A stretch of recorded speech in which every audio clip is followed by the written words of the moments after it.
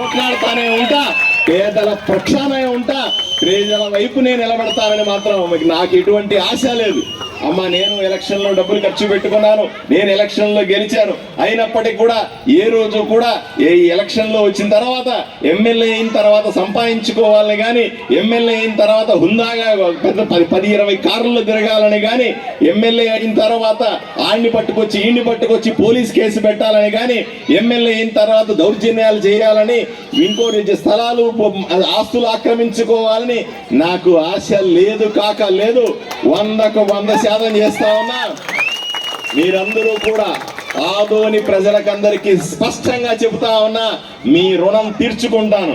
నాకు ఓటేశారు, నన్ను ఎమ్మెల్యే చేశారు, మీ రుణం తీర్చుకోవడానికి మాత్రమే రోజుకు 18 గంటలు పని చేస్తా ఉన్నాను తప్ప నాకు వేరే ఆలోచన లేదని ఆదోని ప్రజలకందరికీ స్పష్టంగా చెప్తా ఉన్నా. అయినా దుర్మార్గులు, నేను ఎమ్మెల్యే అయిన తర్వాత నేను మళ్ళీ గర్వంగా చెప్పుకుంటా, ఎమ్మెల్యే అయిన తర్వాత మా అమ్మ నన్ను అడిగింది, ఆదోనికి ఏం చేసావు పార్థసారథి, నాకు కొడుగ్గా నువ్వేం చేసినావు ఆదోనికి అని చెప్పింది. అమ్మ, నేను ఆదోనికి స్వేచ్ఛనిచ్చినాను అని చెప్పిన. మీరు చూడండి, నేను ఎమ్మెల్యే అయిన తర్వాత ఊర్లో ఎవరైనా రౌడీలు కనిపిస్తా ఉన్నారా? నేను ఎమ్మెల్యే అయిన తర్వాత గూండాలు కనబడతా ఉన్నారా? నేను ఎమ్మెల్యే అయిన తర్వాత కబ్జాలు కనబడతా ఉన్నాయా? నేను ఎమ్మెల్యే అయిన తర్వాత ఎవడన్నా వచ్చి నా మాట వినకపోతే కొడతా తంతానంటాడా? అలా అంటే వాళ్ళు చేతులు విరిచేస్తానని, కాళ్ళు ఇరగొడతానని మీ అందరికీ మీ సమక్షంగా చెప్తా ఉన్నా. ఈ ఊర్లో రౌడీలు లేరు, గూండాలు లేరు, ఎవడు బెదిరించలేడు. అందరూ ప్రశాంతంగా మనశ్శాంతితో బతకాలని నా ఏకైక లక్ష్యాన్ని నేను 100% తీర్చుకుంటాను. మీ అందరి రుణం తీర్చుకుంటాను. అమ్మా, ఒకటి ఆలోచన చేయండి. మీకు అందరికీ తెలుసు, మీరు ఒక గుడిసేసుకోవాలి, ఒక చిన్న ఇల్లు కట్టుకోవాలంటే ఎన్ని రోజులు పడుతుంది? 1-2 ఏళ్ళు పడుతుందా లేదా? నేను ఇంత పెద్ద ఊరిని సర్వనాశనం చేసినారు ఇంతకుముందు ఎమ్మెల్యే. ఇంత నాశనం చేసిన ఈ ఊరిని బాగు చేయాలంటే నాకు సమయం పడుతుందా లేదా అని మీరు సమాధానం చెప్పాల్సిన అవసరం ఉంది. 2 నెలల్లో ఇంత పెద్ద ఊరిని 2,50,000 మందిని ఎలా కాపాడుకోగలుగుతాను? అయినప్పటికీ కూడా ప్రయత్నం చేస్తా ఉన్నా. తిండి మాని, నిద్ర మాని, రోజుకు 15 గంటలు 18 గంటలు పని చేస్తా ఉన్నా. నేను వదలను. ఈ ఊరిని బాగు చేయడానికి సర్వశక్తులు ఒడ్డుతా. ప్రతి ఒక్కరి కష్టాన్ని, ప్రతి ఒక్కరి నష్టాన్ని, ప్రతి ఇంటిలో ఉన్న బాధను పంచుకుంటా. మీ అన్నలాగో, తమ్ముడులాగో, కొడుకులాగో, మీ ఇంట్లో మనిషిలాగా ఈ జీవితకాలం ఆదోని రుణం తీర్చుకుంటానని మీ అందరికీ హామీ ఇస్తా ఉన్నా. దయచేసి అర్థం చేసుకోండి. నేను ఒక్కసారి బయలుదేరితే ఆ వీధికి వచ్చేసరికి అక్కలు అడ్డమన్నారు. మా వీధికి రా అంటా ఉన్నారు. మీటింగ్ అయిపోతానే వస్తానంటా ఉన్నాను. ఎక్కడికి పోయినా కష్టాలు చెప్తా ఉన్నారు, ఎక్కడికి పోయినా బాధలు చెబుతా ఉన్నారు, ఎక్కడికి పోయినా మమ్మల్ని పట్టించుకోలేదు ఇన్ని సంవత్సరాలు అంటున్నారు. నాకు తినడానికి అన్నం దిగట్లేదు, బాధేస్తా ఉంది, కడుపులో దేవినట్టుగా ఉంది. ఏమిటి ఈ ప్రజలకి ఇన్ని కష్టాలు? ఏమిటి ఈ ప్రజలకి ఇంత అణిచివేత? ఏమిటి ఈ ఆదోని ఇంత సర్వనాశనం చేశారని రోజు నేను బాధపడని రోజంటే లేదంటే మీరు నమ్మాలి. ఇంతగా భయానక పరిస్థితుల్ని సరిదిద్దాలంటే తప్పనిసరిగా నాకు సమయం కావాలి, మీ ఆశీర్వాదం కావాలి, మీ సపోర్ట్ కావాలి. మీరు నాకు తోడుగా ఉంటే తప్ప ఈ ఊరిని బాగు చేయడం నా వల్ల కాదు. కాబట్టి మీరందరూ చెయ్యెత్తి నన్ను ఆశీర్వదించాలని నేను మీ దగ్గర ఏమీ కోరట్లేదు.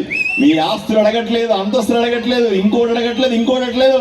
నాతో పాటు పోట్లాడమని కూడా అడగట్లేదు. నాకు ఒక్కసారి చెయ్యెత్తి ఆశీర్వదించండి చాలు. మీ పోట్లాటంతా నేను చేస్తా, మీ వైపు నుంచి నేను పోట్లాడతా. మీ వైపు నుంచి ఈ ఊరిని బాగు చేసే పని ఎన్ని రోజులైనా పర్లేదు, ఎంత కాలమైనా పర్లేదు, తప్పనిసరిగా చేసి చూపిస్తానని మీ అందరికీ హామీ ఇస్తా ఉన్నా. అంతెందుకమ్మా, ఈ ఊరినన్నింటినీ కూడా సరిచేయడానికి డబ్బులు కావాలి. మీరు చూశారు, నేను ఎమ్మెల్యే అయిన వెంటనే ప్రమాణ స్వీకారం చేయక ముందే 5 మంది మంత్రులను కలిసిన.